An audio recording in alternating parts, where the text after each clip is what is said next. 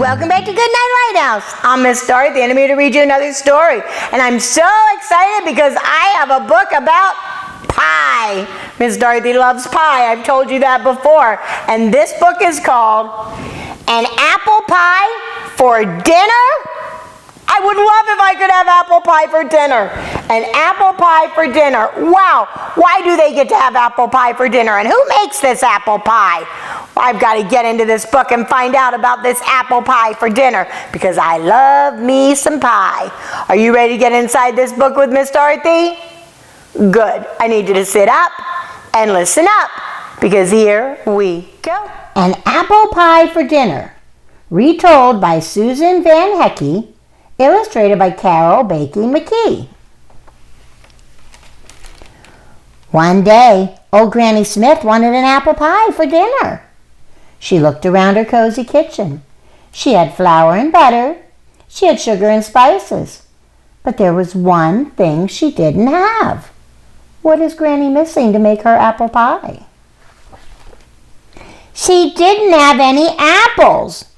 Granny Smith had plums, lots of plums, a tree full of purple plums. But you can't make an apple pie from plums.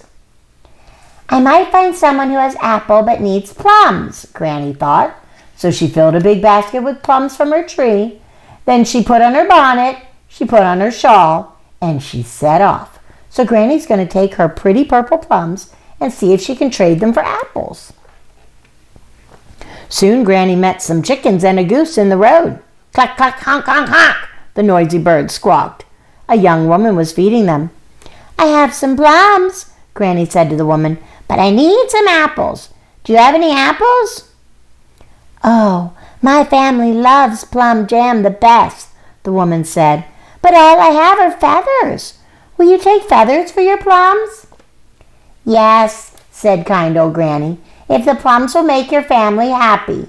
And she traded her purple plums for a bag of fluffy feathers. Thank you, said the woman. Granny smiled and continued on her way. That was so kind of Granny. She didn't need feathers, but the woman wanted the plums, so she traded them anyway. Soon Granny came to a beautiful garden where she heard a girl and a boy arguing. Cotton, yelled the girl. Straw, shouted the boy. May I help? asked Granny. Mama is making a pillow. I think cotton is the best stuffing. My brother thinks straw is the best, said the girl. Feathers make the best stuffing, said Granny. They're softer than cotton and straw. Here, Granny reached into her basket. She gave the bag of fluffy feathers to the children. Thank you, they said. I'm looking for apples, Granny said. Do you have any? We don't have any apples, said the two children, but here are some sweet-smelling flowers.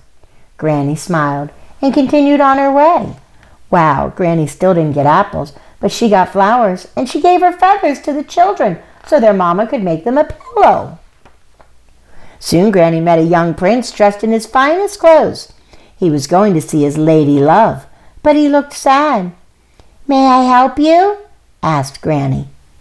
I forgot the ring for my lady. It's too late to turn back, so I have no gift for her, said the prince. Here's a gift for her, said Granny. She handed the prince the sweet-smelling flowers. Thank you, he said. I'm looking for apples, said Granny. Do you have any? I don't have any apples, the prince said, but here's a gift for you. He gave Granny a gold coin from his pocket. Granny smiled and continued on her way. Granny is so kind. She keeps giving everyone what they need. Soon she came to a yard where a mother and her children were crying. What's the matter? Granny asked. We're hungry, sobbed the mother. We have no money for food. Take this, said Granny. She gave the mother the gold coin. Use it to buy food. Thank you, the mother said. I'm looking for apples, Granny said. Do you know where I might find some? We don't have any apples, said the children, but we have pups that need good homes. Granny put a small brown dog in her basket. She smiled and continued on her way. Granny is kind to everyone. She's making everyone happy, and now she got a puppy. Soon Granny came to a house where she saw an old man sitting on a bench. He looked unhappy. "I'm lonely," he cried. "You need a dog to keep you company," Granny said. She lifted the puppy from her basket. "Woof, woof!" The puppy ran to the man and jumped in his lap. Thank you," said the old man. "I'm looking for apples," Granny said. "Do you have any?" "Yes," said the old man. "I grow them in my orchard." And he took her to some apple trees. Thank you, Granny said. She filled her basket with shiny apples. Yay, Granny finally got her apples, and the old man got the puppy, so he won't be lonely anymore. Granny smiled and set off for home. On her way, she invited everyone she had met to follow her. Look, she invited the girl with the chicken, and the kids with the pillow, and the prince with his lady love, and the children with the puppy, and the old man that gave her the apples. They're all following Granny home. In Granny's kitchen, they all worked together to bake a pie. They peeled and sliced the apples. They added some spices. They rolled out the dough and filled the crust. Then Granny popped the pie in the oven. Soon the pie was done. The crust was golden brown. The juices bubbled. The warm smell of cinnamon filled the kitchen. Everyone sat down and yum, yum! What a delicious pie! Granny looked around the table and smiled. If you try and try, Granny said to herself, you can always have an apple pie for dinner. And together they ate every last crumb. And look, in the back of this book, it's the recipe for Granny's apple pie. So you and Mom could have an apple pie for dinner. Wow, that was such a good book. They all got apple pie for dinner, but more important, Granny went around making everybody happy. Every time she went to get something from somebody, she would ask if they had some apples, and they said, no, but I have this or I have that. And then she would go to somebody else who needed it, and she would give it away. And she finally got apples, and then all of them came over to her house, and they had apple pie for dinner together. So now she has apples, and she has pie, and she has all these new friends. I love this book. Maybe I'll make some apple pie for dinner and have a bunch of friends over, because this book made me happy. It made me happy that Granny wanted to help all these people. Did you see that? The one person gave her a gold coin because they didn't have apples, and then she went and found the lady and her kids who didn't have money, so she gave them the coins.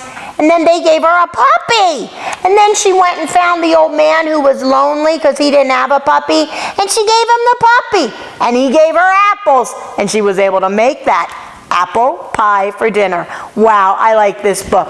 What I liked most about this book was how kind everybody was. I love when people are kind. I hope you're that kind to people. I hope if you see somebody and they need something and you have something, that you'd be willing to share it with them. Because sharing is a very kind thing to do. I hope you'll remember that tomorrow, because tonight it's time for all my little puppies to get into bed. No time for apple pie. We need to go to sleep.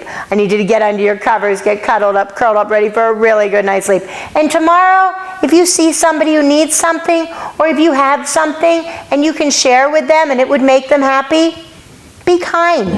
The best thing you can be tomorrow is be kind. And the best thing you can do tomorrow, obey, and obey right away. And then come back and see Miss Dorothy, because I'm going to be sitting right here ready to read another book to you. Bye! Thanks for reading with Miss Dorothy. I hope you enjoyed this book, and I hope you'll come back soon to read another. What's your favorite book? Drop Miss Dorothy a note and let me know. I'll go find it, and I'll read it to you. Be sure to subscribe, like, and share. I'll see you soon.